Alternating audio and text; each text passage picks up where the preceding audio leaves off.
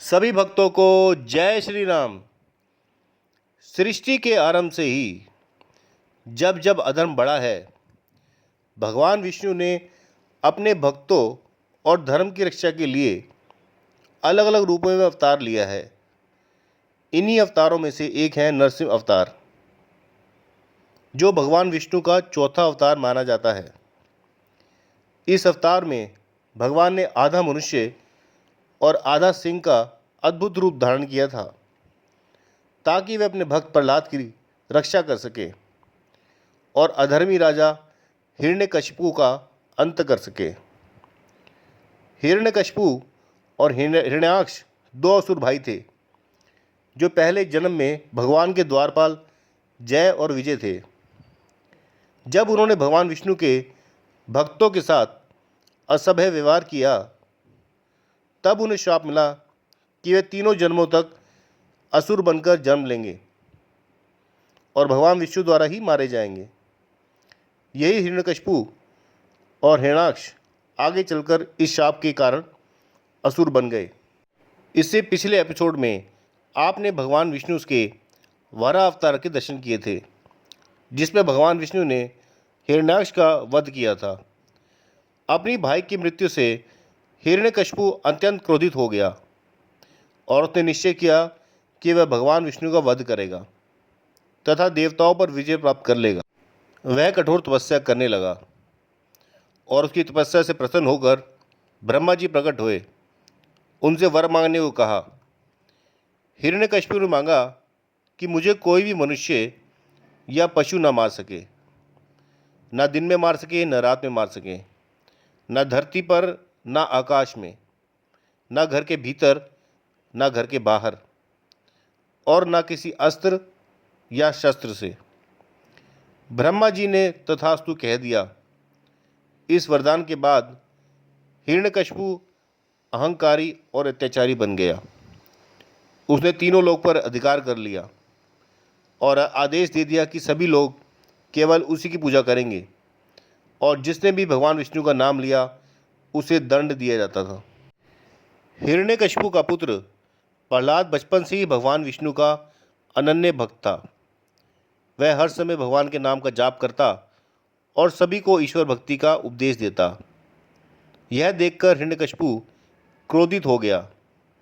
उसने प्रहलाद को कई बार समझाया, धमकाया, लेकिन जब वह नहीं माना तो उसे मारने के अनेक प्रयास भी किए। कभी उसे विष दिया गया, कभी सर्पों के बीज डाल दिया गया, कभी हाथियों से रौंदवाया गया, पर हर बार भगवान विष्णु ने अपने भक्त की रक्षा की। और एक बार तो होलिका से जिंदा चिता में साथ में बिठा भी दिया, लेकिन होलिका जल गई, प्रहलाद फिर भी बच गए। एक दिन हिरण्यकशिपु ने प्रहलाद से पूछा, तेरा भगवान विष्णु कहाँ है? क्या वह इस स्तंभ में भी है? प्रहलाद ने श्रद्धा से उत्तर दिया, हाँ पिताजी, भगवान सर्वव्यापी हैं, वह इस स्तंभ में भी है। यह सुनकर हिरण्यकशिपु क्रोध से भर गया और उसने तलवार से उस स्तंभ पर प्रहार किया।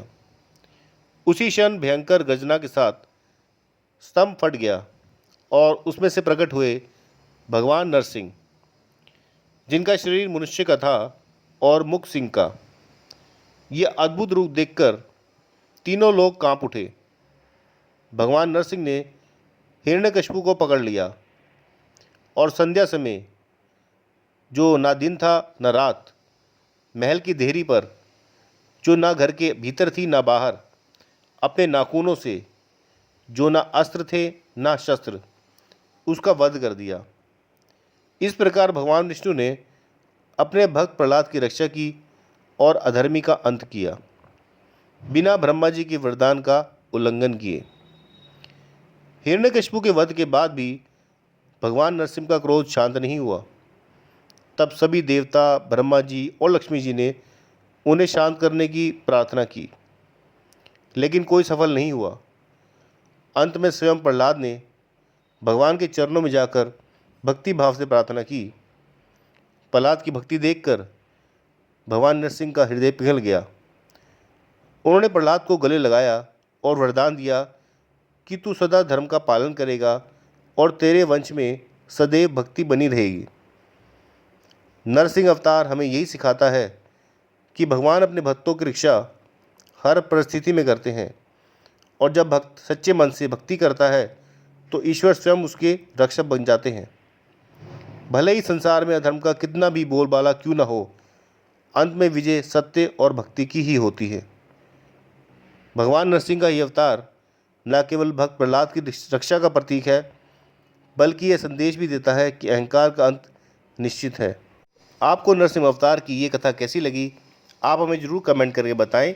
अगर आप चैनल पर नए हैं तो प्लीज़ चैनल को लाइक कीजिए, शेयर कीजिए, सब्सक्राइब कीजिए और अपने व्हाट्सएप स्टेटस पे भी डालें। यही हमारा प्रयास है।